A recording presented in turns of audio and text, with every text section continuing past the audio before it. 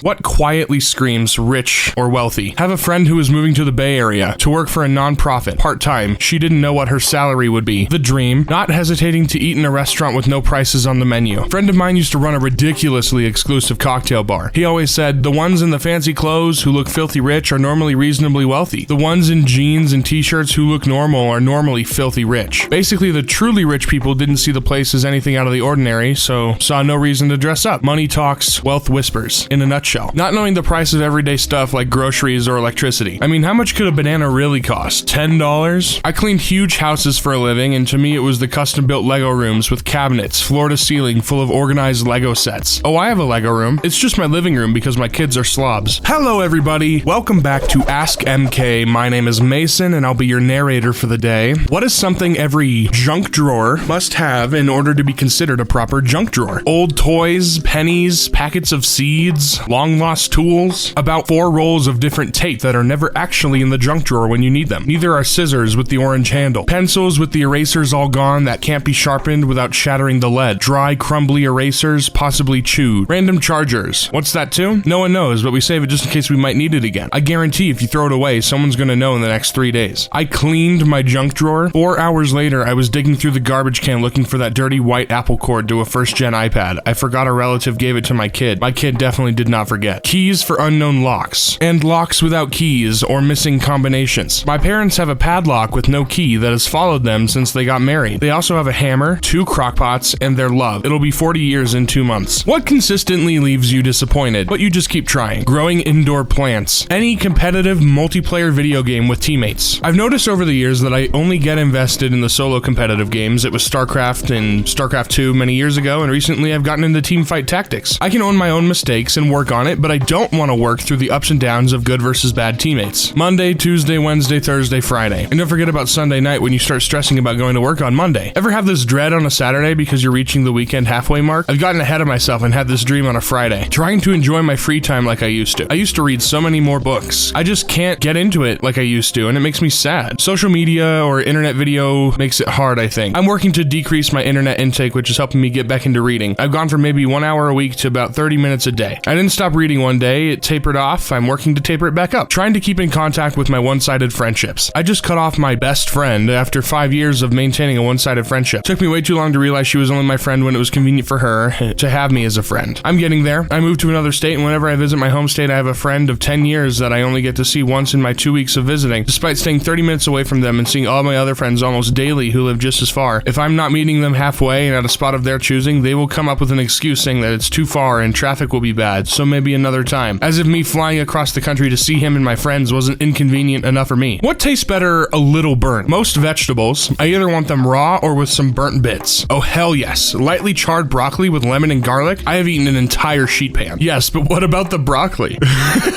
Roasted ears of corn. Have you ever grilled corn in the husk? Just toss it on the grill and turn it every few minutes until the outer layers of leaves start to burn on the edges. You'll see a little steam around the silks usually when it's done. Best part, the leaves become pliable enough you can invert the husk and leave it attached to the cob as an instant handle. It kills me when I see someone take a perfectly good ear of corn, shuck it, then wrap it in tinfoil to grill it. You threw away the natural cooking container. Tortillas and carne asada, just a little crispy. The best tacos have tortillas that float off the burner in flames. Either that or from a grill cart outside a bar on a Friday night with meat that's been sitting in a hotel pan on the side of the grill for hours. And it's probably not very sanitary, but you don't care because the smell is short-circuiting your brain. Street meat tortillas. As a teen, I'd make them for dinner, and my dad would come home and say, "Burn me a couple there, would you?" That's what I tell my husband about hot dogs when he's grilling. "Could you burn me a couple?" The first time he asked me how burnt, I said, "I want it burnt enough that you worry about my health a little bit." Goldfish. The blessed few in the batch be ethereal. I thought you were talking about the pet. We hear a lot about toxic masculinity, but what are your favorite examples of positive masculinity? I'm a figure skater. We share the ice with hockey players, and I cannot get over how nice it feels when hockey players get rowdy and bang on the glass and cheer when you're doing something cool. The same way a hockey fan would at an exciting hockey game. It's hilarious, but it's also confidence-inducing. When it first happened, I thought they were trolling me. I just rolled my eyes and continued my practice, but when I got off the ice, I was swarmed with questions like, "How do you do all that without padding or a helmet? How do you launch yourself into the air like that? Aren't you afraid of falling? Don't you get busy spinning that fast?" It's wholesome as They're genuinely intrigued by the sport. A bunch of dudes who make their own sport even more entertaining by beating the out of each other have no shame in getting rowdy to hype up their figure skating counterparts. My big brother was tough on me growing up, as many big brothers are. People without brothers call it toxic, and maybe it was. But my brother was there for me through my hardest moments, and he he's there for me during my best. He works at a large company and got me an internship when I was in college. I was nervous and the culture at the company was aggressive. My brother would take me into meeting rooms and give me hype talks on frequent basis. We thought we were big men. At the end of my internship, I was asked to give a presentation in front of around 50 people, senior leadership, on my work during the summer. I prepared a presentation but was horrified. An hour before my presentation, he pulled me into a meeting room and had me present to him. At the end, he said, "You're going to kill it." He then handed me a gift which had a Mont Blanc pen inside of it with a note, and he told me to hold it during my presentation. We both cried and hugged. The meeting room was in an all-glass room. Lol. Side note, many years later, I'm still working full-time at the same company. Lol. I once watched a couple episodes of the reality show Forged in Fire, which I felt had tons of examples of healthy masculinity. Yep, I remember seeing an episode where a big, older, more experienced guy saw his opponent struggling to twist some metal because he wasn't heavy enough to apply the necessary force. Big guy stopped his own work just to help little guy. Ended up being eliminated because he didn't have time to finish his own blade. He wasn't upset or anything, just congratulated the little guy and walked out. With $10,000 on the line, it takes true integrity and positive masculinity to do something like that for a fellow craftsman. Same vibe as Bake Off, but with weapons instead of pies and gym bros randomly appearing to spot or encourage is hilarious and positive. I remember when I was a little younger, like 19 or so, I had just started going to the gym frequently and was trying to start deadlifts. I obviously had no idea what I was doing and felt mad self-conscious, but some random huge dude came up to me, gave me help with my form and technique, and then just wandered off. That always stood out to me and really helped me get more comfortable in the gym. I had a boss that was a real musclehead, but every time someone was having a bad day, rough time, he'd suggest we take a long lunch and go with him to the gym. He did this with multiple coworkers, taught a lot of us how to properly squat and deadlift. This was like 7 years ago, and I still squat and deadlift regularly, whereas before I would simply just use the treadmill and maybe the circuit room at the gym. Not saying I'm in peak physical condition, but certainly in a better spot after him helping. That's not a boss dude, that's a leader, but he's definitely a boss dude. What is a weird fact you know about nuclear bombs? Bombs? The first one, or maybe the first two, were referred to simply as the Gadget. An underground nuclear bomb test is thought by some to be responsible for the fastest moving man-made object in history, a manhole cover. It was used to cover the hole which the bomb was lowered, and a high-speed camera was trained on it because there was the expectation that it would bugger off very quickly. The camera captured only one frame with the lid in the post. The camera captured only one frame with the lid in it post-explosion. Calculations are very rough, but if accurate, the lid far exceeded escape velocity, reaching a speed higher than even any spacecraft or probe yet launched. And if it survived intact, it will right now be whizzing through space at a ridiculous pace. The plate weighed 2,000 pounds and reached an estimated speed of 245,000 kilometers per hour, 42 miles per second. It is believed to have been vaporized as it sped through the atmosphere. They were once used to try and create man-made weaponized tsunamis. Project SEAL. You might then be interested in the Status 6, which ought to be close to operational readiness. Wow. So reassuring that these exist. Don't use conditioner in your hair in the wake of nuclear particles. It'll bind the radioactive material to the hair shaft. So you're telling me I have to face the aftermath of nuclear detonation and have dry hair? Insult to injury, I know. Your hair will fall out after exposure, so don't worry about frizzies. 54% of the US's deterrent nuclear weapons are on board nuclear-powered submarines capable of prowling the ocean for 70 days at a time. Their exact locations known only to their crews. Their mission is to remain hidden so as to assure second strike retaliatory capability. And 100% of UK's nuclear weapons are on submarines. We have 4 subs in total. The Castle Bravo test ended up being way bigger than the scientists predicted. The video is on YouTube and it's crazy. And wrecked a lot of equipment and buildings it wasn't supposed to. Its fallout heavily irradiated a Japanese fishing vessel, which was quite uncomfortable in a diplomatic sense. Fun fact, if one can intercept a nuclear missile, the odds of a nuclear explosion are extremely low. Unfortunately, the odds of successful interception are also rather low. The US land-based interceptors each have about a 56% chance of a successful hit. When fired 4 at a time, this becomes a 98% chance. During the Cold War, 32 nuclear weapons were lost due to accidents, 6 of which were never recovered. I should have added this is for the US alone. No one can solidly determine if or how many the Soviets lost. One sits on the coast of Georgia, one is down the road from me in North Carolina. Wait, where is it in North Carolina? Who/what doesn't deserve the amount of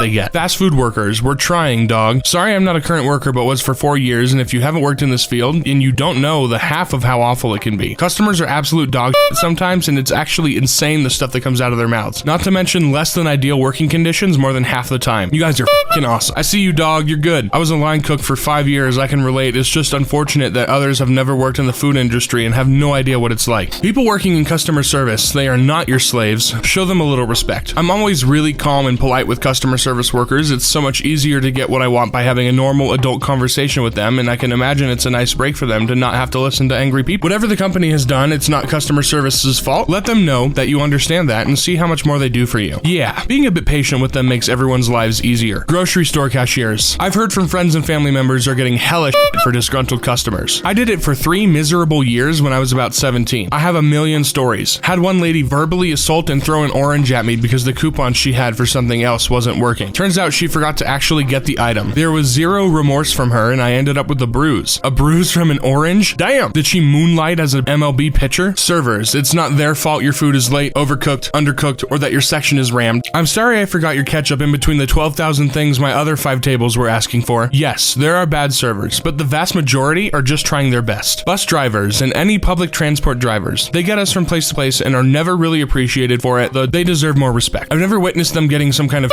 storm though. It's only ever neutrality, like people just ignore they exist, or a good morning and have a nice day when entering or leaving the bus. If the zombie apocalypse started today, what skills do you have that would make you useful to a band of survivors? I'm an embalmer. I've tied their shoelaces together in the casket so we all have a head start. I like your forward thinking. I hope to God this is a service you provide. Soft voice. Okay, I can do this. And would you like me to tie your dearly departed shoelaces together in the event of an outbreak? I'm not very fast or have good stamina, so I would protect others by getting eaten while they escape. You know, just because I feel bad for you, I'm bringing you along. My thought too. I'm fat, slow, and have a big brain. I could buy the others a lot of time. I just finished 5 years studying law, so I would point out the laws that people would have broken had society not collapsed. Then I'd get eaten. Thank you for your generous sacrifice. I'm guessing he would get eaten by the survivors. I can sew and design clothes as well as make fabric. Can't exactly pick up any in a store during zombie apocalypse, but I can throw together plenty of warm, bite-proof clothes. You were going onto the grill until you mentioned bite-proof clothing. Jeans. I was a diesel mechanic and also know how to make biofuel. I was a solar maintenance technician, installed and maintained panels and inverters. I was an EMT out of high school and have kept my certification for 20 years, even though I've only worked as an EMT too. Now I build prosthetics professionally. I placed in some target shooting competitions. I was in Boy Scouts and I'm an Eagle Scout. I think people could find a use for me. Also grew up on a farm, so agricultural knowledge. I think you are overqualified. I'm a decent cook, get along with most people, and take orders well. Okay, you're in. Make me a sandwich, please. 1 barbecue pulled pork sandwich incoming.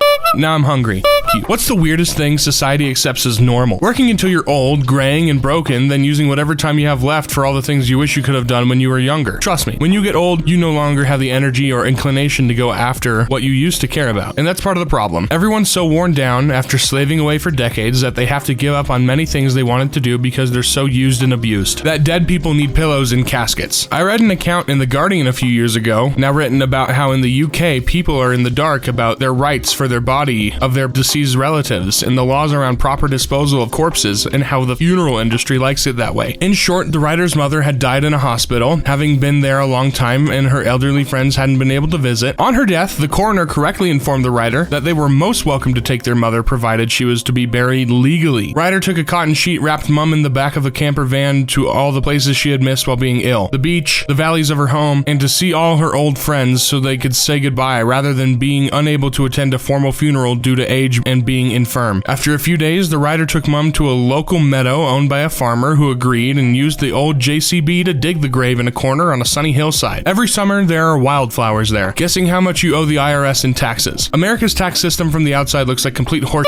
kiwi here. Unless you're self-employed, the only time most of us interact with IRD nowadays is when we want our tax rebate. And that's mostly as simple as a few clicks. Hell, the last 3 years I've just received my rebate in the post without ever applying for it. Fun fact, apparently, that's a thing because they want you to pay more money so other people do your taxes for you, damn tax companies. Politicians blatantly lying to the people. We accept it so readily, it's as though it's supposed to be that way. Not only politicians, but government in general. The CIA in popular culture has been hilariously notorious. The US military has gotten caught being deceitful and careless. The SEC is a blatant joke of a regulatory agency. The FBI has corrupted civil rights movements. The list goes on and on and on. And yet people continue to pay their taxes and believe the US government has their best interest in mind. I'm all for paying my fair share in public programs, so don't mistake this for right-wing banter because I'm more left than anything. But it's just so silly to me how much faith people put in the US government. People having kids and trying to live their lives again through them, vicariously, forcing the kids to do things the parents never got to do, even when the kids show no inclination and even have an active dislike for those things. Parenthood is a cycle of overcorrection. LOL, so true. My parents were too strict. I'm going to be chill. My parents were too chill. I'm going to be strict. What is the best thing to do after getting rejected to not make it awkward? Okay, thanks for being honest. All the best. That's basically what I did. She wanted to remain friends. I didn't think I could handle it, so I just cut things off. I don't know if that's wrong or cold, but I thought it would be the best for me. Got rejected by my crush 2 days ago and said, well, it never hurts to ask, right? Then I almost threw up in the bathroom from embarrassment. As a woman, I would respect a guy who said this. Finger guns. Hell yeah, and followed by a peace sign. Best to rinse and repeat while slowly walking backwards towards the exit. Lamau, thanks for this image. If you trip over something that makes you stumble a little bit but not fall, you you look extra cool too. Back up slowly, preferably into a tall hedge into which you disappear. Of all the advice, this is the most advice-lessly advice, only to reemerge as Homer Simpson. Just be cool about it, like, okay, no problem, and then change the subject or find something else to do. So slowly walking away and wiping tears is not a Chad move? It's absolutely a Chad move, brother. Don't let anyone tell you otherwise. Okay, thank God. For a second there, I was starting to have flashback anxiety PTSD. Reincarnation was real, but you can't pick to be born as a human again. What animal do you pick? Goat Simulator trained me for this. Oh, main thing I'll be doing, not gonna lie. A bear. They're hairy, fat, sleep for half the year, and nobody really bothers them. This description sounds just like me. I'm in this picture and I don't like it. Maybe I am a bear. An eagle. Having his amazing vision and soaring around would be a great experience. Unless you're the second egg to hatch and your older sibling pecks you to death while you starve. Look it up. I'll reincarnate again as an eagle and try my luck. Gotta win eventually, right? Or just get pecked to death repeatedly forever. A gray parrot. They're really smart and seem to have good lives. My mom owned 2 African grays at one point. One could tear your face off given the opportunity. The other was a nervous mess, constantly plucking at his feathers. I think grays are romanticized through online accounts, but they are a lot of work, and the fact that they can outlive multiple owners puts them at risk for behavioral problems. Panda. Get to be highly respected and literally have billions of people cheering you on just to have sex. Come on, Kai. Kai, come on. Knock her up. Come on. Rolls off perch only to be stabbed through the head by the bamboo stalk being chewed on. Crow. So I can join in on a murder. Plot twist. The city trains you to pick up cigarette butts for measly sunflower seed. That's not that different from getting a job as a human. This would be funny if it wasn't so true and sad. To ADHD, autistic, neurodivergent, what unwritten rule of social norms feel weird to you? Having to say goodbye to everyone individually before leaving a party or family gathering. Ye old Irish goodbye is my specialty. Friendliness between people who knowingly dislike each other. Being civil I can understand, but acting like best pals is not something I can do. Even better when people say they hate fake people, then proceed to be fake as